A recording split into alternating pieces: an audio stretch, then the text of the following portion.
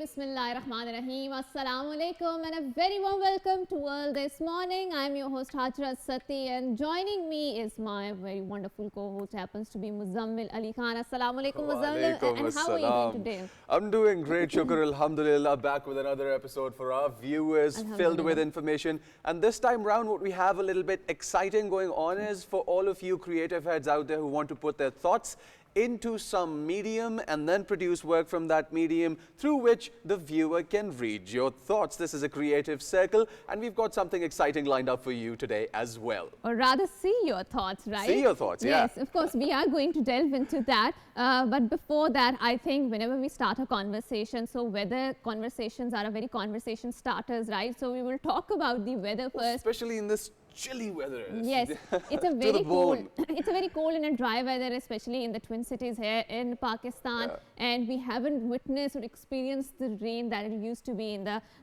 winter season. So, according to Met Office, the rain is likely to happen in Balochistan and Khyber Pakhtunkhwa, mainly in North Punjab, and we are also going to witness some of the snowfall. And it also occurred in the Balochistan, as Met Office has predicted more rain with snowfall over the hills in the parts of the country during the next 24 hours.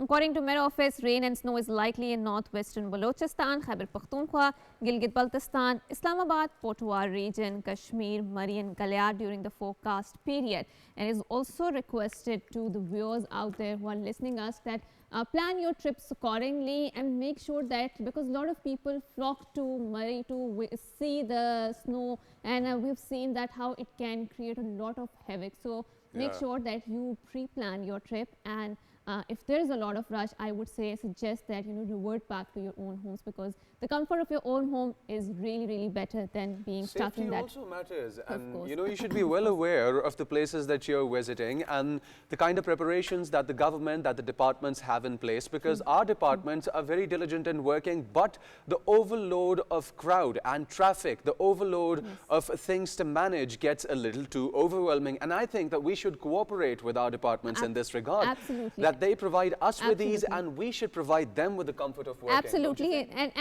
moving to another interesting top story, which is that new Gawada International Airport has to begin its operation today. This is a great omen for Pakistan. Another significant milestone in the country's development and the aviation sector has been achieved with the completion of the construction of the largest and most modern airport in terms of area in Gawada.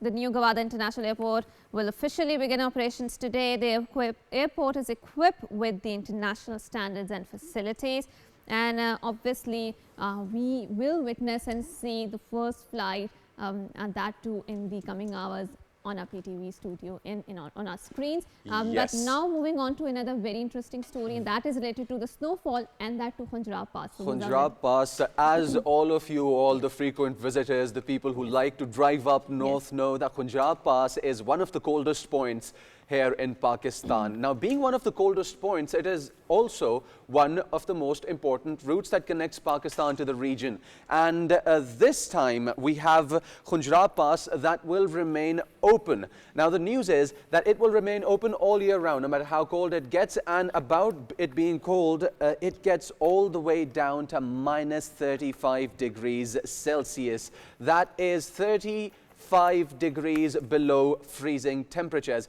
But Khunjrab Pass will remain open all year round. For the first time in Pakistan's history, this decision, a part of a joint initiative between Pakistan and China, it aims to facilitate continuous trade and tourism between the two countries. Previously, the pass was closed for mid-November to mid-April due to heavy snowfall and extreme weather. Great news for explorers and business people alike. And also now moving to another very interesting development, because in cricketing world we witnessed another victory of Pakistan. So Muzzamil, why don't don't you take the lead and tell us, share us the good news. Cricket, as I always say, the heartbeat sport of Pakistan, and Pakistan-West Indies season was in play. Let's take a look. Pakistan outplayed West Indies by 127 runs. Our boys never seem to surprise us.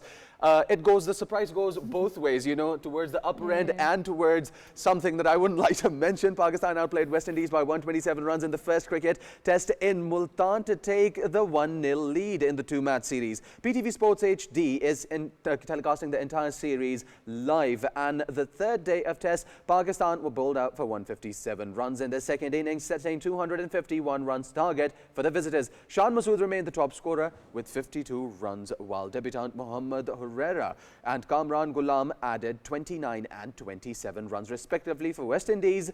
Jamel Warakan bagged 7 wickets in reply, chasing 251. Right, and that's congratulations to Pakistan's cricket team. And now we will kickstart our first segment, and that is something which is really, really important, considering not just for the Pakistani society, I would say for the global society at large, and that is the menace of smoking, which we find so prevalent among the younger population today. And according to the Gallup survey conducted in Pakistan, there are some staggering figures, which is that Pakistan's annual smoking rate is 91.1%. Per 100,000 people, with 80% of the smokers who are expressing their desire to quit, but they're unable to do so. And the average death rate for South Asia is 78.1, while the global average is 72.6 per 100,000 people, or rather 1 lakh people. And in order to further delve into what are the intricacies involved, why are people, or I would say younger boys, unable to disentangle themselves from this menace of that. And I think here comes also the psychological, or more I would say the family role or the masculine tutelage of their fathers. And I think they experience the sort of the distance or disconnect from their father, because in South Asian cultures, it's a very good culture of giving respect to the elders, but I also think that that creates some sort of disconnect. And when there is a disconnect, I think that is where a lot of younger boys or younger people, I would like to categorize them, go towards the menace of smoking. How we can curb that in order to delve into the medicinal reasons of how it can harm your health. We are very glad that we have been joined by a pulmonologist. She happens to be Dr. SAIMA Syed. Assalamu alaikum, Dr. SAIMA, and thank you so much for joining us. Thank you so much for inviting me. It's a pleasure to be here. Absolutely. So, Dr. SAIMA, first of all, I think we would like to explore one of the very important factor that connects you to the smoking, and that is the mental health. A lot of people who experience depression, anxiety, or going through some really tough stuff go into this, venture into this very dangerous terrain of smoking, and we know that smoking provides them a good escape. How do we untangle this nexus? How do we dissect this entire concept? Please go ahead. Thanks so much for your question. It's a hugely important area. Before I say a little bit more about it, I just want to point out that in your introduction, you mentioned how young people are particularly taking up smoking, and this is absolutely true. But the interesting fact is that not just the male youngsters are taking this up.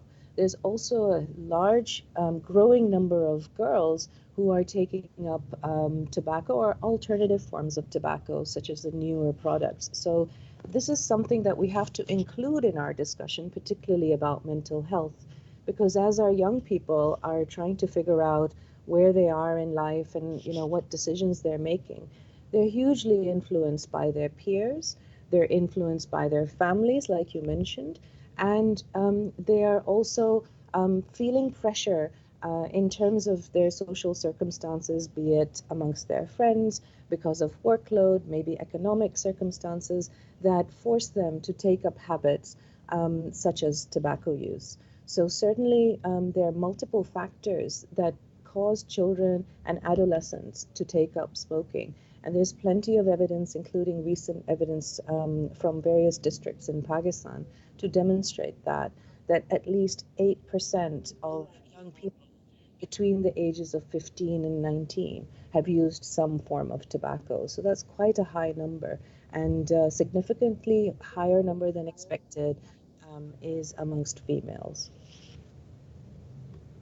All right, ma'am. So this brings us to a question. Now, they say the new products on line available are things that are now in the market, like you can talk about those electronic devices that children now use in place of smoking, and they try to make up an argument for it that smoking tobacco might be more dangerous than these newer products that are available on the market. And mostly people talk about your lungs and your bronchioles, bronchi being damaged by smoking, but there are other downsides to smoking as well.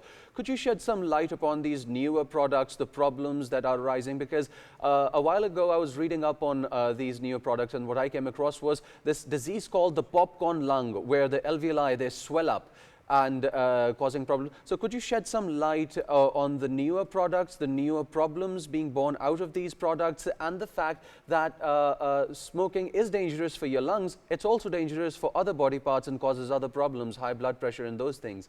Could you shed some light on that? Yeah, thank you again for that really important question.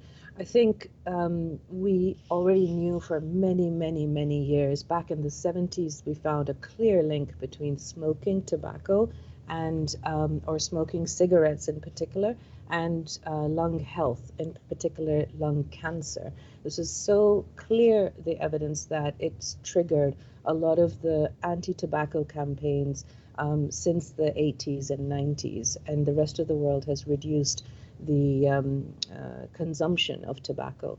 But as you said, it doesn't just affect your lungs, and whilst that was some of the initial evidence, we know that tobacco affects your arteries, so it causes heart disease, and so people have more heart attacks if they use tobacco. We know that it affects your vessels peripherally, so you can get damage to your leg vessels, you can get damage to your central vessel in your chest and abdomen. You can get cancer of your larynx and all sorts of head and neck cancers. And Pakistan, unfortunately, scores very badly in this way. We have the highest rates of head and neck cancer all over the world. And that's not just because of smoked tobacco. As you said, there are newer products, but there's some products that have been around for ages, such as mava or gutka. They have tobacco products and other carcinogens in them that are part of our culture. And as a result, we have a really high use of or high incidence of cancer. Aside from this, you've already mentioned blood pressure, but there's also problems with early dementia. There's more exposure to tuberculosis amongst people who smoke, and you can get all sorts of neurological problems like stroke, etc. So there are a huge amount of problems related with tobacco. Nearly every single organ part is affected by that. Even you're more likely to get skin cancer if you smoke tobacco. You also look older, by the way, so that should put off women because you start getting wrinkles and things. But the newer tobacco products, which you mentioned as well, we have the e-cigarettes, and also I want you to be aware of the smokeless tobacco products, which are the smokeless tobacco pouches. These are available in almost every grocery store or corner shop in Pakistan. You will notice that they are advertised very heavily at the counter when you're about to pay for your shopping. They are at your eye level usually, so that young people are easily attracted to the bright colors.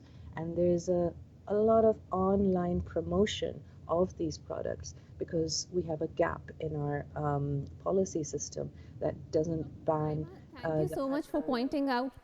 Dr. SAIMA, thank you so much for pointing out the newer products, and you talked about the nicotine pouches, and I think Muzzamil was also referring to the vaping or e-cigarettes that are a new phenomenon, and it is said that they are less harmful than the cigarettes. I don't know how much of a myth is it, and I would want you to burst it. And secondly, please also explore the nexus between smoking and how it leads to the infertility between both men and women. Yeah, so I was to the e-cigarettes and vaping culture.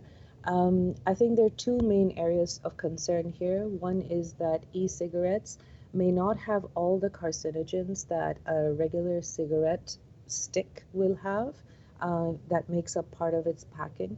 But what it does have is nicotine, which is highly addictive, and in particular in young people can affect brain development even into your early 20s.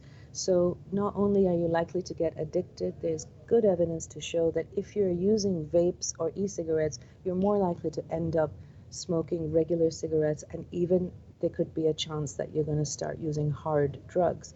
So there's definitely a problem with e-cigarettes in young people.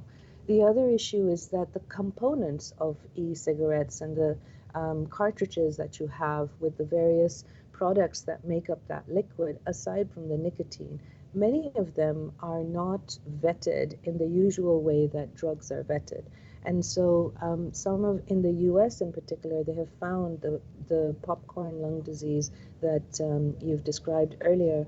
And this is probably the result of the flavorings that are present in the e-cigarettes. So whilst in the US it's too late for them to ban the vapes because it's too pervasive in their society now, but they have started banning flavorings of the e-cigarettes because there's so much evidence to show that they have negative health impacts now. So in Pakistan, we have a choice. We can certainly regulate these newer products because at this time there's not enough control out there when it comes to these new nicotine products. Right, and Dr. SAIMA, also let's explore, how does smoking leads to higher or increased rates of the mortality, and secondly, because the younger people, younger population, they are talking in terms of the self-care, and there's new jargon about the mental health care that is on the horizon. So please explain to us that how quitting the smoking is also linked to your self-care. And also I would want you, because the time is really, really short, and I would want to extract as much information from you as possible. What is the nexus between the smoking and your oral hygiene or oral health? How does it impact your dental hygiene? Please go ahead. Yeah, thank you so much. So basically your first point was about how it affects mortality. If you smoke, you're more likely to die of a cancer, any sort, but particularly pharyngeal cancer or lung cancer. You're more likely to have ischemic heart disease and die of a heart attack, and you're more likely to die of a stroke. So these are the most common reasons in Pakistan. Your heart health is very important, but I think your respiratory and lung health and dying of chronic lung disease as a result of smoking is not well documented. So there's actually quite a high rate of lung damage because of smoking, which because it's not recognized, we don't consciously think of breathlessness as a problem in our communities. It's not well documented how much that impact is. But for sure, there's a high result of death amongst smokers and any kind of condition. Your question on the nexus with oral health and hygiene, for sure, there's evidence to show that smoking is more likely to cause dental caries and even yellowing of your teeth. So for sure, there is a negative impact of not just smoking cigarettes, but also smokeless and all these sort of things, as well as the newer products. And so when we talk about self-care, which you are mentioning earlier, we know that there are 4 or 5 lifestyle risk factors that are likely to impact your health. And those include exercising well, having a good diet, and reducing your alcoholism, which is not that prevalent in Pakistan, so we don't really consider it high up there. But tobacco exposure is one of the most common thing, or easiest thing, put it like this, it's the easiest thing to improve or lengthen your lifespan. Because even if you've smoked for 10 years or 15, 20 years and you stop smoking, even if you stop smoking, if you've been diagnosed with lung cancer, it's going to add days, months, years to your life. And so the earlier you quit, the longer period of time you have to enjoy a healthy life. Right, right. Thank you so much, Dr. SAIMA, for being here and for shedding light on this very dangerous phenomena that is gripping the entire world, and that has already gripped the entire world. And that was so informative. Yes, I cannot stress enough how bad is smoking for your health. I mean, I as a teenager used to, but now it's been months that I'm trying to not do it anymore. And I would stress so much, it improves the quality of your life, it improves the quality of your overall health. You will find that you are living a better quality of life if you quit these habits. And like she mentioned, there are other products tobacco related that are available. Of course. And I think in the days to come, we will keep talking about this phenomena. So now moving on to another very interesting news, and that is related to how it's 20th of the January and it is a Penguin Awareness Day. So Penguin Awareness Day is being celebrated today with the aim to raise awareness about the importance of protecting and conserving penguins. The day encourages global collaboration through activities, educational programs and conservation initiatives to preserve the penguins and their habitat. And obviously, I mean, the penguin themselves are very cute creatures, and we've seen in the wake of the climate change how their habitat is disturbing, and how their sojourn is also getting disturbed because of the climate change. So we need to be very mindful of the carbon footprint that we are leaving behind, not just for us, but also how we need to cohabitat with these creatures out there. Yes, ecosystem is definitely important, and with this we are going to now move towards a very explosive news, which is SpaceX rockets. Now, Elon Musk has been making waves with these relandable projects of his, these space rockets that go up and come back down and land, but sometimes we have unfortunate events. SpaceX launched its 7th Starship prototype rocket from Texas on January 16, 2025. However, the mission ended in a disaster as the rocket lost communication and broke apart shortly after launch. The incident led to the airlines diverting flights to avoid falling debris. This was very dangerous, and on your screens you were seeing the debris falling down towards the Earth from the skies. This was a massive disruption in SpaceX's program. Right. And now moving on to another very interesting art form, and you've seen the visuals, and that is related to the visual, I would say the crippling of that effect. And I would say that photography, it is said a picture is worth 1,000 words, and photography provides you a unique perspective to explore yourself because it is an art form and it is also a form of your self-expression. So in order to further delve into a very interesting topic, that how photography is an expression for the exploration and a passport to inner sanctuary, we're very glad that we have been joined by someone from the Canada, and she's very passionate about the photography, and she's mostly invested in concert photography, and that is the new term I heard for the very first time, and it's a very interesting phenomena. So to further delve into it, I'm very glad that we have been joined by MARYAM MUDDASSAR. Assalamu alaikum, MARYAM, and thank you so much for joining us. Walaikum salam. Thank you for having me. I'm so glad to be here. MARYAM, so now let's delve into the self-expression or the art form that photography is, and how did you find your groove in this particular arena? I always loved taking pictures, but it actually started in 2015 when my husband, he gifted me this photography bundle to take pictures, and I was like, okay. And then I really enjoyed it. And then the fact that, you know, I had kids and toddlers at that time, my kids, so I had the flexibility to do it whenever I wanted to do it. So I really enjoyed like grabbing that DSLR instead of the phone camera, and then it just gives me that, you know, excitement that, okay, I think I should just turn this thing into a profession, like my hobby into a profession. So that's when it started, and then I never looked back. So far, how's your experience of the concert photography going on? I mean, I'm pretty sure you must have very interesting experiences capturing the emotions, the mood of the people, and usually it's a very loud sort of an environment. How do you express that into a photograph? Please go ahead. I love doing concert photography because I really like capturing those emotions of like the raw emotions, and then that excitement, and then audience interacting with their favorite artist. So for example, if I'm behind the artist and then they're interacting with their favorite, you know, artist or celebrity, I just get to freeze that moment, and I really just love doing that. Like that gives me that's really rewarding for me.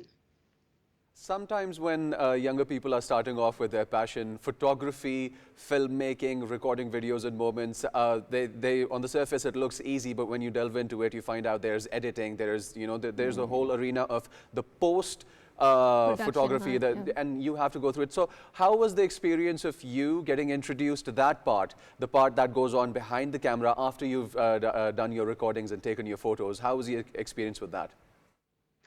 It took me a while to actually find my style, like what type of pictures I like the editing style. So slowly, I think now I found my style. So I really like vintage and like grainy pictures. So I'm getting into that, like more dramatic pictures. So it takes a while, but you just have to give yourself some time. And then I want to mention one thing, that you should never compare yourself with other photographers or other people in this field, because you can it can be hard on you. So you just need to give that yourself some time and grace to just learn things on in your own way. So yeah. Please tell us about, how has photography changed you as a person, and do you believe in this assertion that photography is a way to connect with people and share stories? Please go ahead. And I think photography has taught me to be more adaptable, and then it has taught me to be more patient, especially being in bigger crowds, events, and then like larger families, and especially families with kids, because I have kids myself. So it can be a chaos sometimes, but I just calm myself down first, and then I just tell them it's okay, take it easy, you're gonna be fine. So I would say that it has taught me being more patient for sure. Right. When sometimes people pick up their camera and they're there to capture those moments, I have felt it sometimes, because shooting, let's say if I'm covering an event at my house, if it's a birthday, if it's some event at dinner at my house, a moment goes by and I'm like, wow, I had to capture that, my camera wasn't on, and I just could not. So as a photographer, how do you manage to capture those star moments, those highlights? Do you have an eye for it? Are they planned? Or are you spontaneous with your camera? Is it always on? I'm actually very spontaneous with my camera, because I never want to miss any moment. And that's why I basically overshoot. I take lots of pictures, so I don't miss any moment. So yeah, it can happen for sure that, okay, I wish I had taken that pictures, but I basically overshoot, so I just don't get to that point, Right, right. Well, that's a good way to cope with it. True, true. And Maryam, I'm pretty sure you might have a lot of interesting interaction with celebrities because you are into concert photography. So can you relate to us some interesting fun facts or interesting anecdotes that you have experienced or witnessed in your profession as a photographer? Because I'm pretty sure you must be very close to the people who are on the stage, right? Yes, like so I think it's like a privilege for me that I get to see them up and close, and then I just get to talk to them and sometimes have coffee with them. So that's like a bonus for me, but I just really like capturing that vibe, that dynamic, that lights, and it's like a very fast-paced environment, so I have to be on my toes all the time. But I just love the fact that I get to see them up and close. For example, I would give you an example, like first time when I saw Atif Aslam, like it was like an amazing moment. I can never forget that. That was my first concert ever taking his picture. So that was like a very memorable moment for me. Right, right. And were you starstruck watching Atif Aslam? Sorry, can you repeat that? I'm saying, were you starstruck watching Atif Aslam up so close? I was actually in the elevator with him and I was shaking, and then his people around him, his team, they said, we can take your camera and we will take your picture with Atif Aslam because you look very confused and nervous. So I'm like, yes, I am. So it was like a very, I can never forget that. That was like the most amazing moment I had. All right, so as being camera people ourselves, we spend our time in front of the camera. But the responsibility of operating the camera, now photography, filmmaking is all about the person who's operating the device. And do you still get those shaky legs, those sweaty palms, the nervousness? Does it still set in? And if so, how do you use it to your benefit? I actually don't get nervous anymore. Like when I'm taking pictures, I feel like this is my oyster, like this is my world. I know what to do. I mean, the first concert I did was Neha Kakkar's and I was kind of nervous at that time. But like once I started doing it, I was like super confident and I just kept doing it. So I think I'm okay. Like I've overcome that situation. Right. And Maryam, it is said that photography has also healing power because it enhances your human experiences and it gives richness to your inner life. Do you agree with this assertion? Have you ever experienced that? 100%. I think, for example, like even if when I do outdoor photo shoots, I am doing with a family, I'm going outdoor in a park, just being there in that environment gives me that peace, that, like that sense of happiness that, okay, I'm outside and taking pictures, I'm doing what I love. So 100%, like it can be a healing therapy for sure. Right, and we've seen also that this century is, I would say, or rather now the social media is a very picture dominated social media. We see Snapchat, we see Instagram, the all photos, right? And whenever the internet started, I remember back in 2008, 2009, 2010, it was a very word dominated because there were blog posts coming up, there was a Twitter, there was a Facebook in which you have to write your thoughts out. But now it's moving to the picture, but we've also seen that there are lots of nuances that are evolving regarding the photos, and we've seen that how photos are being misused, misrepresented to, malign some particular community. And also with the artificial intelligence, we've seen that how a fake picture can be taken, right? So with these developments, with these tools getting more sophisticated, where do you see the profession of photography going? How would you see that? Because a naked eye cannot detect a fake picture. Yes, now there are so many things with AI. Like, for example, if I edit with Adobe, you can put so many things, like you can put flowers there, you can put sky there, sun there, but I think AI would never be able to take pictures with the camera. They can never click a button. This is something that only a human can do. But there are so many things that AI is doing, which is very helpful for us as photographers for post-production. But yeah, taking pictures, that can only be done by humans. What would your advice be for up-and-coming artists who are picking up camera and who are picking up visual arts as their medium and photography regarding investing in the gear first, or investing in a good course where they learn how to edit photos, how to edit videos, how to assemble them, like investing in that resource before they invest into the camera, or just get the camera, start shooting and pick up things on their way? I think they should, now we have really good iPhones, like phones. They have really good cameras. So I think I would suggest, if you're you want to get into this field, just start doing iPhone photography first, or phone photography. And then just you need to have that artistic eye to take pictures first. You need to be able to tell story from your pictures. If you think you can do that, then you should invest in a gear and then start taking pictures. I wouldn't suggest buying these expensive gears and then softwares and stuff. Just start taking pictures from your device, whatever you have. Right. How important do you think is reading into the technical aspect of it? Say, for example, if we learn a little bit more about assembling the frame first of all, like if as a beginner photographer, I invest my time into reading more about the technical aspect, how to arrange a frame, how to compose a frame, are those things more important for the new photographers? I think there are some things that I learned, that you need to have a rule of thumb, that you cannot put a subject in the middle of the screen, It has to be in the right, left, or upper right, upper left. So these are the things that they need to keep in mind. But yeah, I think everybody has their own way of taking pictures too. So it doesn't have to be there's no hard and fast rule. They can do whatever they like. So yeah.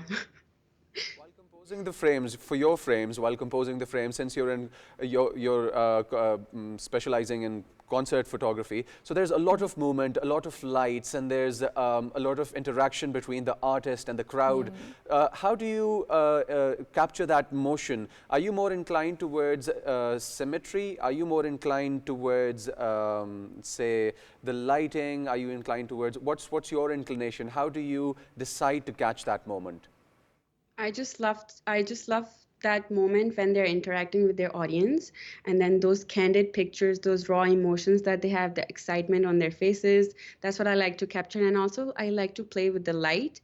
So for example, if in a regular event I would be using an external light, but when I do concert photography, there's so many lights going on, spotlights. So I can't use an external light, and also the fact that I cannot disturb this artist or celebrity by flashing at them, because it can hinder them. So yeah, I just like playing with the lights and then capturing those candid moments. That's what I love.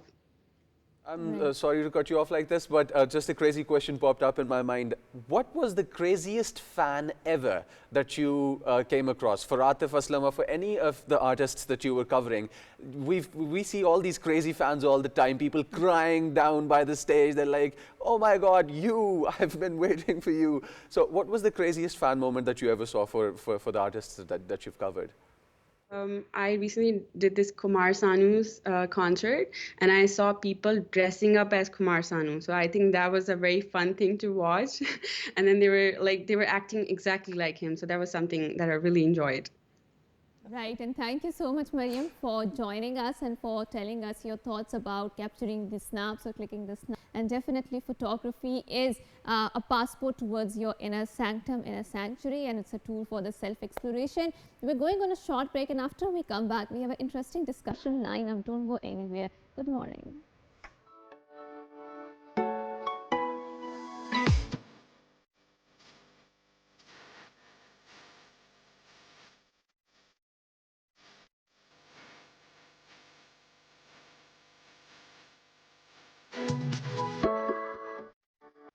Welcome back. And in a very interesting development, the World Monument Fund has added Moon to its 2025 list of the at-risk cultural sites. Oh my God. This decision highlights concerns about the potential damage from the increased space exploration and tourism, which could harm over 90 important lunar locations, including Apollo 11 landing site. The organization emphasizes the need for international agreements to protect these historic sites as human activities in space continue to grow, and we will see in the days to come that the space race will start and how humans will compete for these celestial bodies. So now when I was walking through the darkened corridor or the alleyway towards my studio, I got a scare because I thought that there is a real or live dog standing, but when I came closer I saw that it was a sculpture, and that was the wire. So that was a very interesting. He stepped back a bit. You're like, my God. वो पंजाबी में कहते हैं ना मेरा त्राण निकल गया था. So but interestingly, when I came closer to it, I saw that that is a very wonderful creation because it looks so real. And the creator of that, I would say, wonderful creation is also in the studio with us, and he's dealing with a lot of artwork that revolves around the wire. So you can see this very interesting wooden or sort of what do you call it, the tree that is made up of the wire, and it's very interesting because it has a wooden base. So you know, the combination is very interesting and gives us a lot of thought to think about it. So and it's wired through and through. There is no other medium that's used in here. Yes. So in order to delve into what sort of work is that, because I think this is the first time that I'm watching that, and how you can convert all of these wire into a very interesting art form. We are very glad that we have been joined by Muhammad Ali Hassan. He happens to be a wire artist. What exactly is a wire artist? Well, Assalamu alaikum, and thank you so much for coming to our show. Thank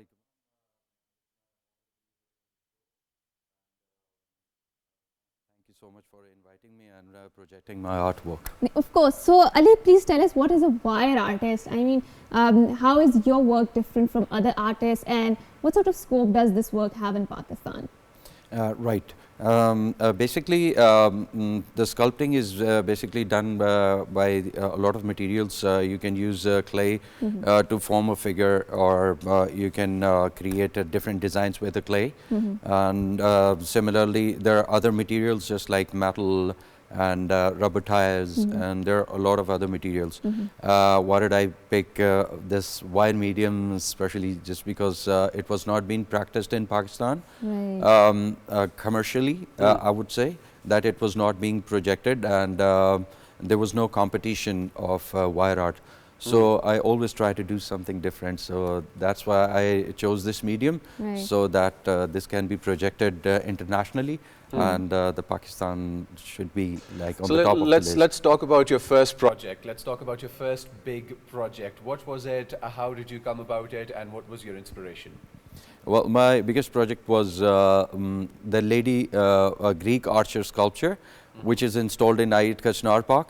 That was quite challenging, and just because I was with the limited resources, and since the wire sculpting is the toughest job to do in art medium, so it was quite a difficult job, and it took me a lot of time It took me almost 6 months to complete that project, and what it turned out was quite amazing. You know, quite amazing. Yes, Right, right. even I myself was surprised to see that, you know, it turned out so good. That's very interesting. So, Ali, can I ask you why, because I'm also watching in the photographs that the base is the wooden base, right? And above that is the wire. Is there any particular reason, or is it just aesthetically very pleasing to look at it? You know, why do you choose the wooden base?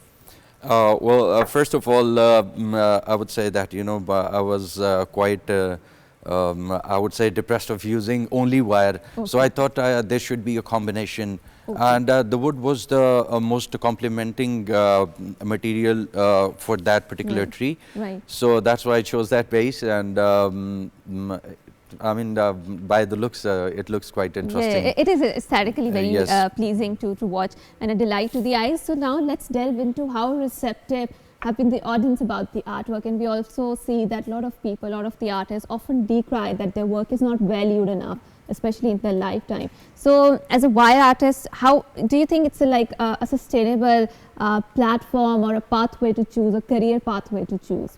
Yes, definitely.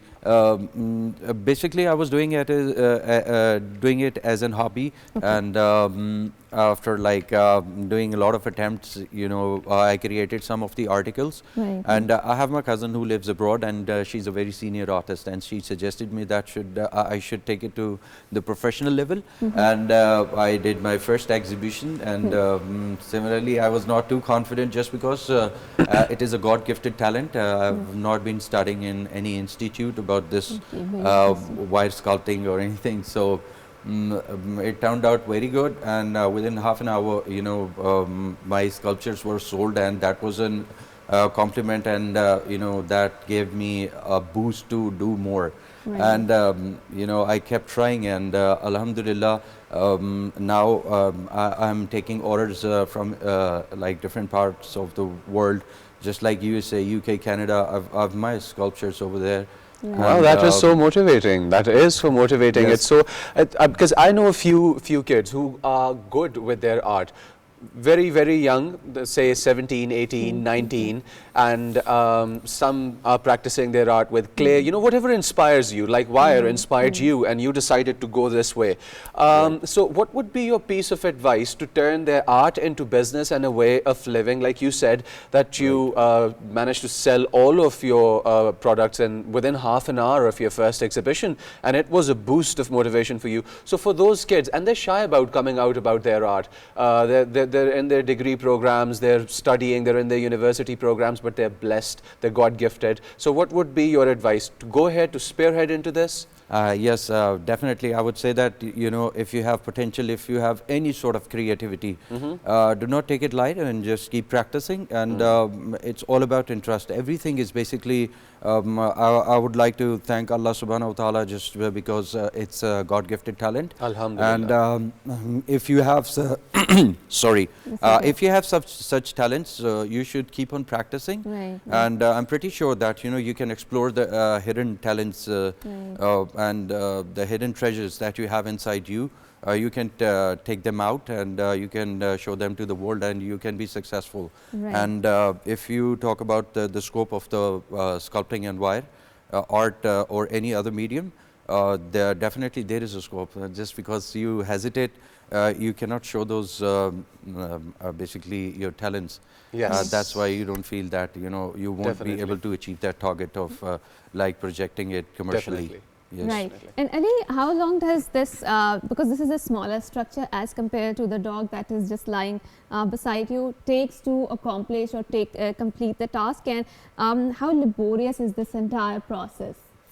Please accept my sincere apologies, just because it is a wolf that I created. Okay, it's basically it looks like a dog, you know. Because basically the dog, yeah, right? they are from the same, they are the same family. Yeah. They are the same family. Yeah. I hope it'll be good. And secondly, it is quite difficult to make any of the sculpture, and it took me almost 5 months to complete this thing. And sorry, could you please come with a question again? I'm sorry. So Yes. I was asking, you know, how laborious is this process and how long does it take? This is a smaller structure, so I believe Right. that it might not be that, time taking as compared to the wolf that you created, right? Thank you. Basically, the tree that you were holding is, it took me about like 3 days to complete it, and it's quite a complicated procedure just because you need to sacrifice your hand. You cannot use gloves to, wind and coil the wire. You have to do it barehandedly so that you can have a good grip and you can, meet the there are tiny manipulations that you have to make within those wires. You have to, because what I'm seeing right now is there is a thick braid that comes from the wooden base, and then it untwines into smaller braids. What I'm seeing is with this dog, there is immense detail. Just the wolf, I apologize. Just the way that the fur is being represented by wires. So kindly comment on the observations that you make in the nature, the way you look at things, the way you look at the flow of the lines in nature. How important is observation when it comes to art? Because the look is the wolf is giving us, it is about to attack us, right? It has a very so lifelike. Sharp looks. Even though it's made out of wire, it's so lifelike. Well, I would like to appreciate your observation first, just because you've been very keen in the details, and that is a pure artistic approach. So I appreciate that. And secondly, you would see a lot of wild and nature in my artwork. Basically, I've spent half of my life in exploring different terrains in wild, and I'm a wild lover. Wildlife lover, yeah? Wildlife lover. Okay, I've seen that, a lot of natural beauty, like I've witnessed it, and as especially this wolf, once I was traveling in the northern areas, I saw a wolf standing in the same posture, and that stuck with you? That stuck in my mind. And thank you so much for creating this structure, but we really the short on the time. It was amazing interacting with you and watching your creation. It's such a pleasure having you here. It's a pleasure having you here, and until next time, it's a goodbye, Allah Hafiz, and good morning. Good morning.